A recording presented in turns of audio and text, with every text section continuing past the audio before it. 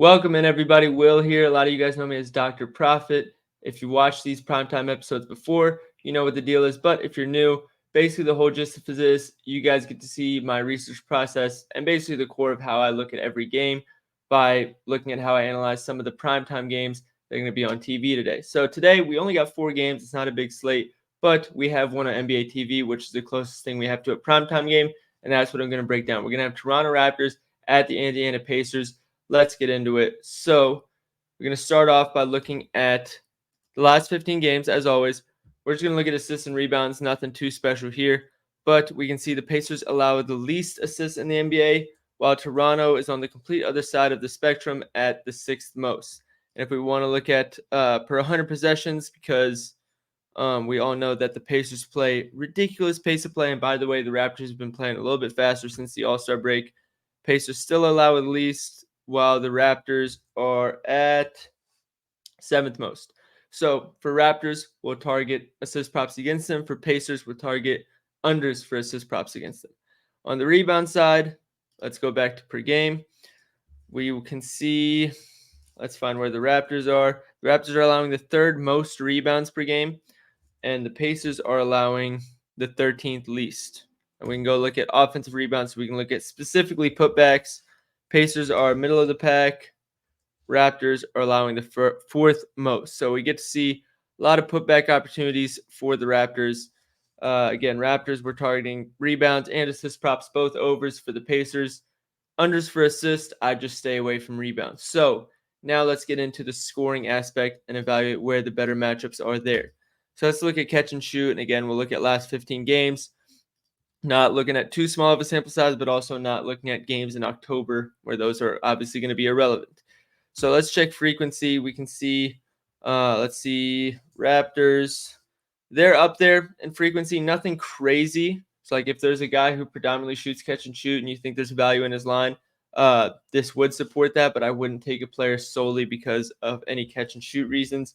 Now for the Pacers, they are the lowest in the NBA, and I can try and find a screenshot of some film that we'll get to later that will basically show why. But to break it down real quick, they basically play press coverage as if they're a DB in football on catch and shooters on the outside, and they don't show help. So if somebody beats their man one-on-one and is driving to the basket, nobody's going to come stop them. So basically makes it really easy to get to the rim, which we'll see in a minute, but it also means that catch and shoot players see almost no volume against the Pacers.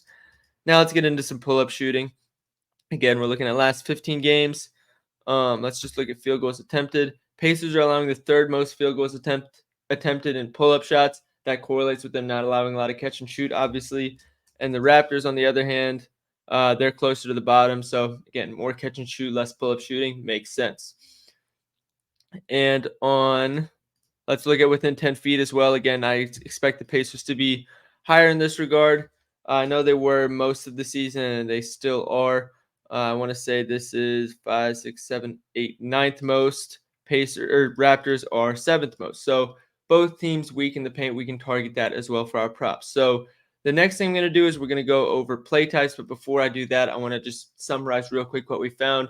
We can target rebound and assist props against Toronto. Toronto's not good in the interior. They're averaging, or not. They're a little bit worse than average at defending catch and shoot, but not exactly a target. Meanwhile, Pacers, they don't allow a lot of catch and shoot, so any high usage players are going to do well against them because they allow a lot of pull-up shots and shots driving to the basket. And we can see it a little bit more here. We can check play types and isolation, defensive. This is on the season. There's no way to filter it, but it'll still give us a pretty good idea. So we can see the Raptors are actually a better defense against ISO than league average at 65th percentile. Meanwhile, the Pacers are 2nd worst in the NBA. So again, goes what we're saying. High usage players, they beat their man one-on-one. They get to the basket. They score a lot. That makes sense here. Transition points. I like to look at just points in general because, I mean, efficiency doesn't matter if the team's not going to be turning the ball over, anything like that. 0.1 points per possession is not going to matter if one team is giving up 8 more transition possessions than the other. So I like to look at points, and we can see Pacers are pretty middle of the pack. Raptors are better than average. So let's move on to the pick and roll ball handler. And this is where we want to focus on Halliburton, because obviously Halliburton runs pick and roll at one of the highest rates in the NBA. So we'll check where the Raptors are. They're below average. So that I think that makes them eighth worst. The Pacers don't allow, or the Pacers are the worst pick and roll defense in the NBA for the ball handler. But the Raptors, it's kind of a mixed bag between Quickly and Scotty Barnes lately, and even RJ Barrett gets in the mix a little bit. So I don't know that I really want to try and predict who's going to be getting the pick and roll usage. So I'd rather just move on from that. Defensively for the roll man, again, this is going to be where your Miles Turner stand out. So we'll look at Raptors first, wherever they are. They are one of the best teams in the NBA at defending the roll man in the pick and roll. Now, this changes for a guy like Miles Turner, who's able to step out and shoot the three a little bit more in the pick and pop rather than just rolling to the basket, but definitely is worth noting. And the Pacers, for the sake of Pirtle, are pretty much league average, so no edge there. We can check post up. Doesn't really make a difference for either team, but let's check all our bases. Raptors, they are it looks like the 11th worst team at defending post up. Pacers are one of the worst, as expected. They don't show any help, so any good big man that gets it in the post, they can score pretty consistently. And the last thing we can check is handoffs. And the Pacers, we can check which of these two teams actually run it, because it kind of is all over the place. Pacers don't run it too much, and Raptors run it a little bit more, but they're still right around league average. But we can check anyways how each of them do defensively. I like to look at score frequency for this one. Pacers are one of the worst handoff defenses in the NBA. Makes sense. They're one of the worst pick and roll defenses in the NBA. Handoff is not too, it's just kind of a different method of setting a screen and handing it off at the same time. Raptors, pretty much average. So that's everything we need to talk about in terms of the research that we can go into for the matchups. So again, recap. Rebounds and assists against the Raptors. Anything inside the paint is fair game. And then on the Pacers side, any high usage ball dominant player that pick and roll, ISO, they do well against the Pacers. So what can we do with that information? Let's go to tracking, because we can look at the passing and the rebounding stats for the Pacers players to see which one we want to target there. Since what happens with these primetime episodes is there's more than one game. Let's say there's two or three. I pick one from each game and put it in a parlay. Since we only have one game, I think I haven't decided. I'm going to look at the lines. I haven't looked at the lines yet.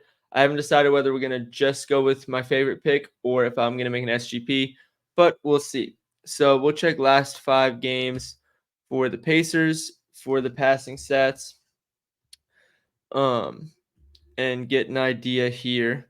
So Halliburton, 17.6 potential assists, 11.8 assists.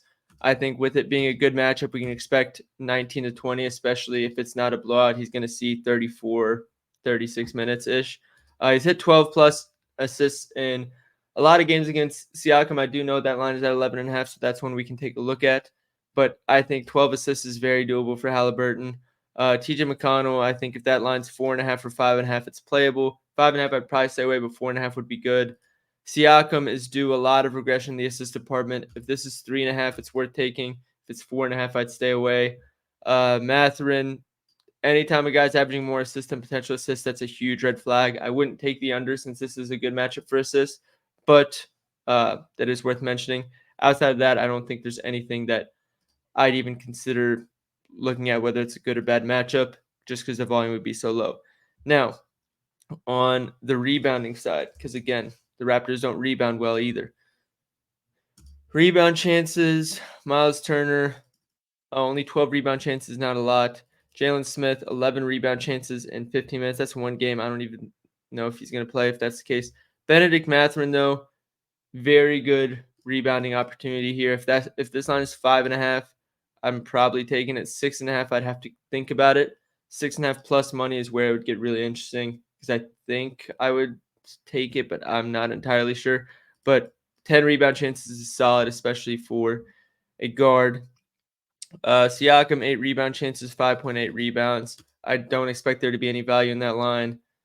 Halliburton, same thing. So Maybe we look at Benedict Mathurin. We can check to see where his rebounds come from, and then the shot distribution for Toronto. Let's check rebounds. We can see defensive rebound percentage here. He gets most of his rebounds off above the break threes and long mid range. So then we can come here and we can see, sorry, this is being a little slow. And let's just check this month because everybody's been healthy for the Raptors this month. And we can come check shot distribution. So we want to see a high field goal frequency in the long mid range and above the break threes. And that'll be how we decide whether we take it. So not a lot of long mid range. That's not good for us. And then above the break threes, where are we? Where's the frequency? Here we are. Not a lot of above the break threes. So I wouldn't play Mathurin. I think Halliburton is your best bet, especially because I know for a fact most of his assists come inside the paint, so that we can come here to opponent. We go per game, and let's do per 100 possessions.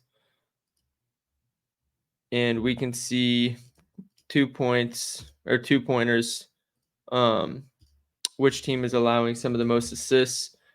And Toronto's bottom 10. I think per 100 possessions here since February 1st, they're allowing the second most. So love the spot for Hallie. I think he's going to be my favorite prop on the Pacers side. And then on the Toronto side, I think it's just a matter of we can target whoever has the highest usage. That's what it's really going to come down to. So this is last 6 games since Dennis Schroeder was traded and a bunch of guys were traded. So you can see Scotty Barnes has the most usage. That's to nobody's surprise. RJ Barrett is second. And then we got a lot in the 18 to 20 range. I'd probably stay away from that. But I think if you're choosing between these two, I don't think you go wrong with either one. You probably get more pick and roll with Scotty Barnes. You get more ISO with RJ Barrett. So we can take a look at hit rates. So not much difference for him. And then we can check Scotty Barnes since January 1st. Because that was when the OG Anunoby trade happened. Much bigger score at home. So I think Toronto's on the road. So if I had to pick one, it would be RJ Barrett. I actually think you can find these lines better somewhere else. So if you follow me on Pickit, you should join Pickit, Pikkit. Use code DRProfit. It's free, but when you join with that code, you get given anywhere between $3 and $100. And you'll see which book I take it on and which book has the best odds. So go do that if you haven't already. Right now, everybody uses DraftKings. Everybody knows what it looks like. I don't want to confuse any followers, so that's what we're going with here. So we get minus 125 here. Again, I'll check other sites to see if we can get it better, but I like play it to win 100. So if minus 125 is the best odds we get, I'll put in 125 to win 100. So good luck for tailing. I hope you guys enjoyed this. In terms of the update of the day, I think the main thing I want to share is the fact that Miami just had a bunch of suspensions due to the fight that broke out. So we can see all the players that were suspended, and that's going to be important for the Heat game today. Let's see. Jimmy Butler, Najee Marshall. I'm surprised that Nikola Jovic wasn't suspended, was he? Yeah. Has suspended 1 game without pay for leaving the bench area. Thomas Bryant, Jose Alvarado. So that's something to keep in mind for Miami picks and Pelicans, even though those aren't as influential. But other than that, looking ahead to tomorrow's games, in terms of the primetime games, I think we're going to have, I want to say Boston Philly is one. We can check real quick. So Tuesday, February 27th. Yeah, Boston and Philly is one on TNT, and then OKC and Houston is one. So hopefully you guys enjoyed this video enough to tune in for that. So good luck today. Let's make some money, and make sure you follow me on Pickit if you haven't already to make sure you see this pick. Good luck.